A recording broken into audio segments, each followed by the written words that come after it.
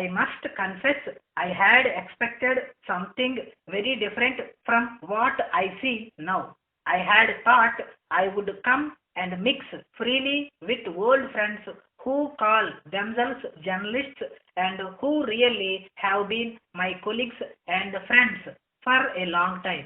I thought it would be a friendly gathering, but I find it is altogether too formal and has become a repetition of the many functions where I have had to speak. I am afraid I cannot help saying that this meeting also suffers from this disadvantage.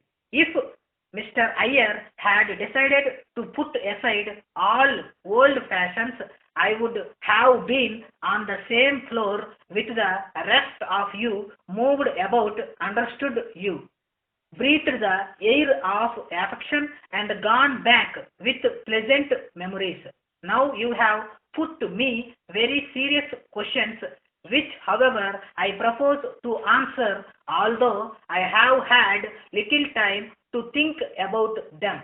I am sorry to say that I cannot accept the compliment or the charge that you make that I am an incipient journalist and take every occasion to find satisfaction in that direction. I thought I was a very poor journalist because I spoke my mind whenever I wrote and did not try to know beforehand what people would like. I do not believe that a journalist can flourish if he proceeds in this manner. You ask me to help you to get the great owners of the papers, the press, to deal with those who work under them more sympathetically. I do not believe that either the government or the Governor General will succeed better in this than in dealing with other employers. I do not know if owners of the press will listen to government more than others have done. It is a question of conflict of economic interests to some extent, but largely a question of patience and mutual understanding. I am surprised that you call journalism an industry. Before you came to that part of your address, I was thinking of telling you that the way out of all difficulties is to treat everything as an effort in making the world more beautiful. That is to say, I want you to look upon journalism as an art and not as an industry.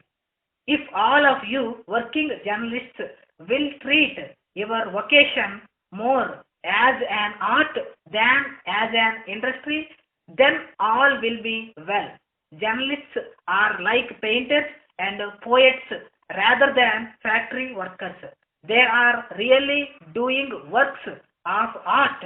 When you journalists write an article, when you write a leading article, or even when you present an item of news, you are doing a work of an art. Hitherto, journalism was too much associated with politics.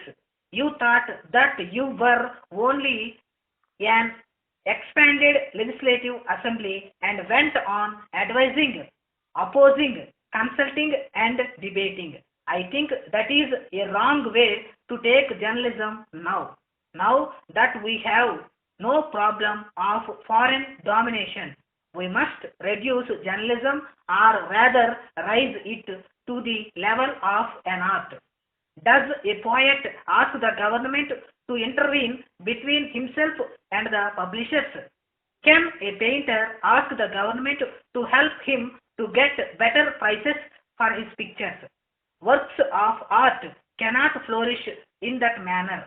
Although I have refuted your kind compliment, I think I know enough of the life of journalist to feel that I am giving good advice. Whatever may be your difficulties, whatever your internal pains and travels, do look upon what you produce as productive, creative art, and then all will be well. Write good books, make good poems, make good pictures, and also write good articles and make good newspapers. All will then be well. If you ask me to argue the point, I may not be able to do it either within the time given me or even if you give more time. But if you take my advice and practice it, I think you will find that all will be well. You are old friends.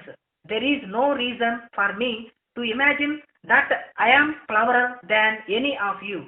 All of you have dealt with the same subjects as I have. All of you have nearly as much experience as I have had according to the time you have given to it. As for wrangling and arguing policies, I think our Indian newspapers must throw off the old handover of imagining that they are just expanded legislative assemblies. Launch out on everything in life and bring out things of beauty in order that life may be enriched in our country. Journalism is only one of the many ways in which life can be enriched, and by continuing in the old style, we are not likely to be very useful. I am talking as one of you. You have rightly complained of the hangover of the government's attitude. I think it will not last very long, even if your accusation is correct. But let us all think first of our own faults. To Honesty Trading Corporation, Meadows Street, Bombay 1. Dear Sir, I thank you for your prompt reply with enclosures to my letter of the 9th instant regarding my appointment. I am satisfied with the prospects you hold out, and I am anxious to demonstrate my ability to convince likely customers of the superiority of your productions over the many substitutes now existing.